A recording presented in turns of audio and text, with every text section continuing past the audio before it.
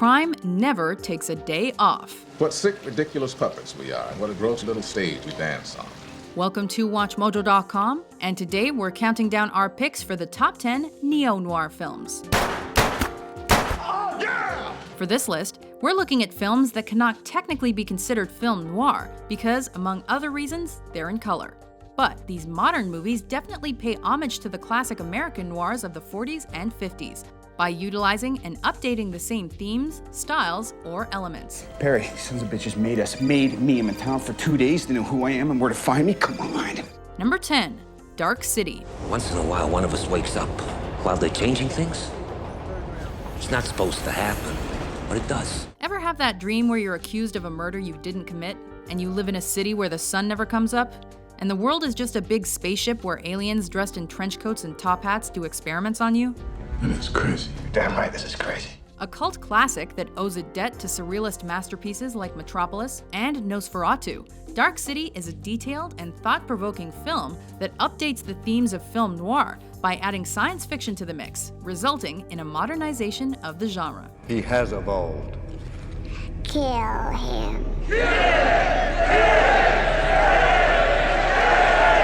Number 9, The Long Goodbye. Why can't you answer one simple question? Well, for two reasons. I don't like the way you guys ask questions, and I don't know what you want to know. Are you crazy? Yeah. Elliot Gould's turn as Raymond Chandler's famous chain-smoking detective Philip Marlowe introduces the Snoop to a whole new world of filth and deception, the 1970s. I'm all turned around, you know. Though the genre receives an update, Marlowe himself is stuck smack in the middle of the film noir era, with his clothes, ever-present cigarette, and unwavering loyalty. Legendary director Robert Altman's take on the detective genre winds through a world of double-crossing friends, powerful criminal bosses, naked neighbors, and naked Arnold Schwarzeneggers. And all Marlowe ever wanted to do was find his cat. Well, that's you, Marlowe. You'll never learn. You're a born loser. Yeah, I even lost my cat. Number 8, Sin City. Get in the car. Oh, sugar. You just gone and done the dumbest thing in your whole life. One of the most uncompromising visions ever brought to screen, Frank Miller's and Robert Rodriguez's Sin City blends classic noir motifs with state-of-the-art technology, creating a virtual cinematic comic book.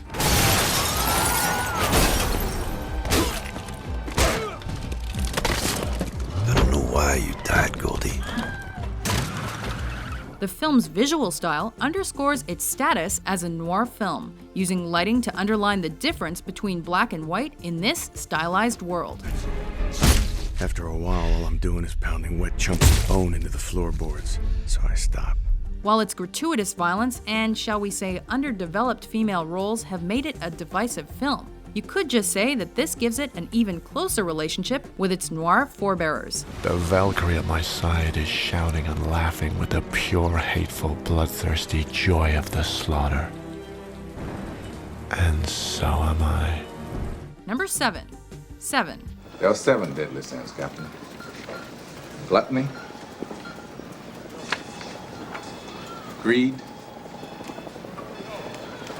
sloth, wrath, pride, lust, and envy. With a gory murder representing each one, you'll never forget the deadly sins ever again. You got what you deserved.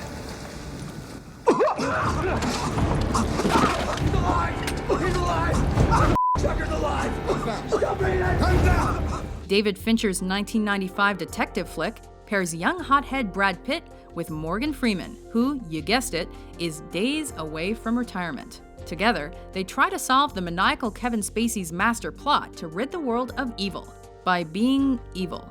I don't mourn them any more than I do the thousands that died at Sodom and Gomorrah. Though at its core is a formulaic whodunit ripped straight from a classic mystery novel, Seven rejects the trope by giving us an ending no one expects. One last time, Brad, don't open the box. Who's in the box? Because I envy your normal life. Put the gun down, David. It seems that envy is my sin. Oh, what's in the box? Number 6, The Usual Suspects. If there really is a Kaiser Sosa, he's going to come looking for you. One of the true masterpieces of the 1990s in any genre, Bryan Singer's The Usual Suspects is as stylish and witty as any of its noir predecessors. That's heartwarming. Really. But unlike many of them, where an overcomplicated plot often leads the viewer away from the true meaning, in The Usual Suspects, every detail, even where the detective's bulletin board was made, matters.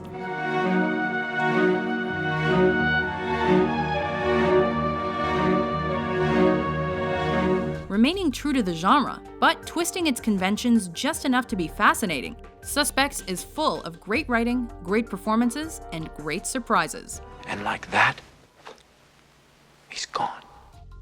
Number 5. Brick. Sometimes I miss having someone to talk to. Do you ever miss having someone to talk to? Of all the films on our list, none may be a more cut-and-dried homage to the work of early noir masters than Brick. So now I'm very, very curious what you're gonna say next. Maybe I'll just sit here and bleed at you. However, the setting is a contemporary high school, where bullies take on the role of muscle, popular kids the role of social elites, and outcasts play private eyes. What'd you see? I saw you. What'd you see me? I was in the tunnel. I saw you. You were with her dead and you took the body. I saw you hiding. Yeah, I did. That's all you saw. What about before?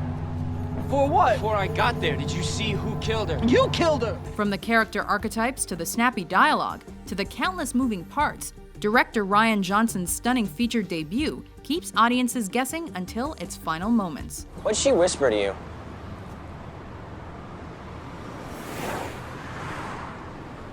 She called me a dirty word. Number 4. LA Confidential. Each scene virtually dripping in style, Curtis Hanson's late 90s masterstroke pairs a handful of the generation's best actors with a flawlessly executed script. It's Christmas Eve in the City of Angels, and while decent citizens sleep the sleep of the righteous, hopheads prowl for marijuana, not knowing that a man is coming to stop them. In a world of corruption and deceit, even the heroes have villainous qualities. And by the end, the film expertly brings together seemingly disparate elements to build a cohesive story. Like all the films on our list, LA Confidential finds its roots in film noir. But it also transcends the genre to stand as its own striking achievement. He showed you the photo, didn't he? Didn't he? Oh! Big! God damn you, Number 3. Mulholland Drive. So let's just say I'm driving this buggy, and if you fix your attitude, you can ride along with me. Okay. If the plot of a good noir is supposed to confuse the audience and distract them from the main point, then David Lynch is a true master of the genre. I had a dream about this place. Oh, boy. See what I mean?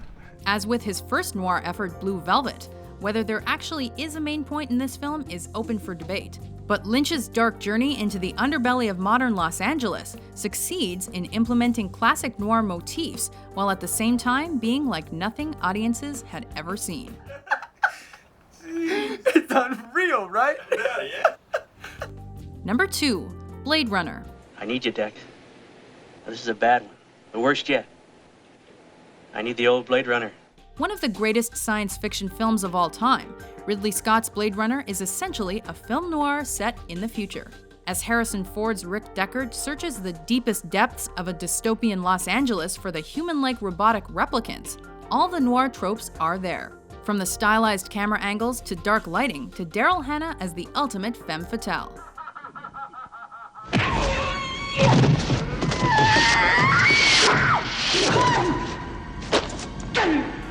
Oh, and don't forget about the rain. Lots and lots of rain. I guess you're through, huh? Finished.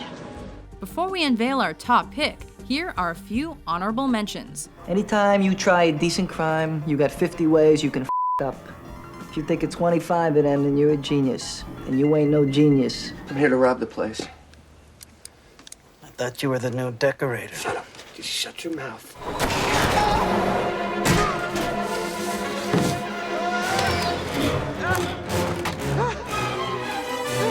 Each day I would dispose of as much loose skin, fingernails, and hair as possible to limit how much of my invalid self I would leave in the valid world. Count it. And go. Nah, I trust you.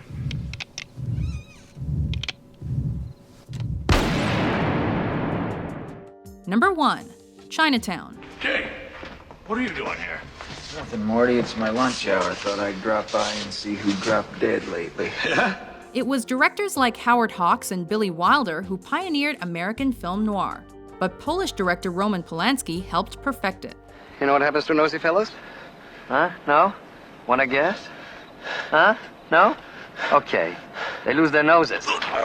With a protagonist who's at once a typical noir hero and an atypical one, Chinatown is a dark and cynical tale that's shrouded in mystery. And every detail, from a glimmer in a pond to a faceplant into a steering wheel, helps lead to one of the most thrilling yet disturbing endings of all time. But, well, you know the line. Forget it, Jake. It's Chinatown. Do you agree with our list? Which neo-noirs make you want to scrub the streets clean of crime and corruption? For more entertaining top 10s published every day, be sure to subscribe to WatchMojo.com. Sleep now.